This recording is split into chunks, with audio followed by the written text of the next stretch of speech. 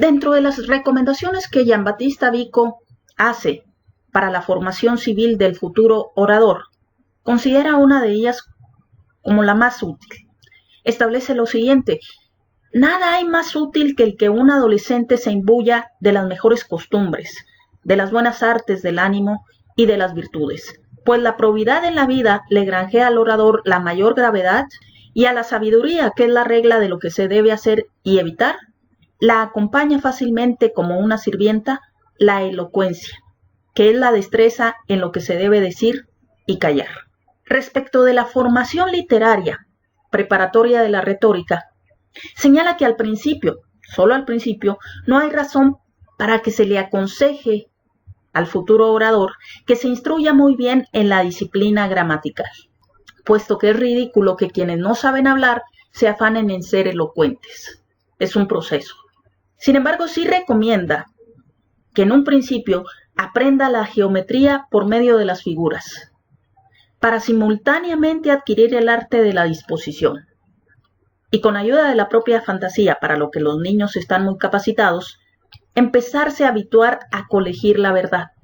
Y esto en virtud de que vale tanto el importar al discurso civil el método geométrico, como el suprimir de los asuntos humanos el capricho, la irreflexión, la ocasión y la fortuna.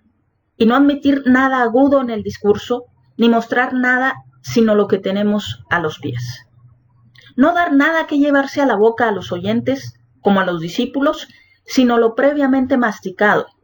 Y para resumirlo en una sola expresión, representar en la reunión el papel del docente en lugar del de orador. Por eso recomienda instruir al futuro orador en aritmética, más para no ignorarla que para saberla. Y esto es muy importante que lo aprendan los estudiantes, porque muchas veces cuando se les encarga exposiciones, llenan un material de PowerPoint, de Prezi, por ejemplo, con texto, y es lo que van y leen a sus escuelas, a sus salones de clase, y ya consideran que eso es una exposición merecedora de aplausos. Pero lo cierto es que se debe primero, como dice Giambattista Vico, el orador no puede dar que llevarse a la boca a los oyentes si no lo ha previamente masticado, es decir, comprendido, entendido, porque después pueden venir las preguntas de los compañeros de clase, del mismo profesor. Por eso, en algunas carreras como la de Derecho se tiene tanto miedo a los exámenes orales, pero también por eso se les ponen exámenes orales, para que empiecen a foguearse en estas cuestiones. No es solamente ejercitar la memoria, que es necesaria para aprenderse los conceptos, para aprenderse ciertos textos de artículos, sino también descifrar las palabras en esos textos, comprenderlas, asimilarlas, para poderlas explicar. Al final de cuentas, en eso consiste una verdadera exposición: dominar el tema y saberlo explicar y hacerlo también fácil de asimilar para los oyentes.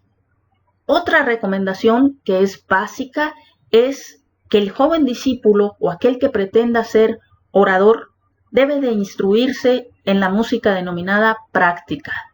Así se va moldeando un oído armónico que será capaz de emitir juicios acerca de los ritmos tanto poéticos como oratorios. Y esto es básico. La práctica, la práctica, la práctica. Si quieres aprender a hablar, tienes que hablar constantemente. Perder el miedo a hablar, que es uno de los máximos temores del ser humano. Si queremos ser escritores, debemos de escribir. Aunque escribamos mal al principio, poco a poco iremos mejorando. Igual en el caso del habla.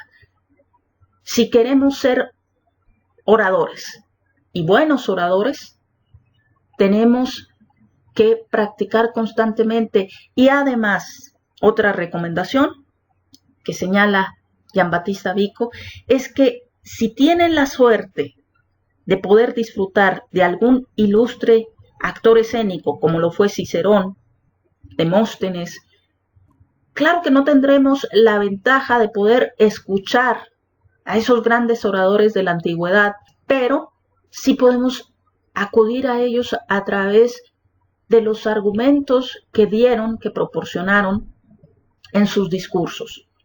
porque tenemos los libros. Y también podemos estudiar, analizar los videos de oradores más recientes, como puede ser el caso de Martin Luther King, de Mahatma Gandhi, de John F. Kennedy. Si nos vamos a tiempos más recientes, un Steve Jobs, Barack Obama, etcétera. Podemos acudir a través de las redes sociales, de las plataformas como YouTube, a los discursos que ellos hayan dado, los más famosos, para poder detectar, después de haber estudiado las figuras propias de la retórica, en esos discursos cuáles son utilizados. También verificar su lenguaje corporal, porque el lenguaje corporal de la actualidad es muy distinto al que utilizaban los antiguos oradores. Era más escénico, era más teatral. Ya quien en la actualidad utiliza esas formas de lenguaje corporal, pues se ve anticuado y se ve hasta falso. Entonces también eso hay que modelarlo, pero para eso tenemos que estudiar a los grandes oradores de la actualidad también, porque lo cierto es que estamos en estos tiempos y tenemos que adecuarnos a él.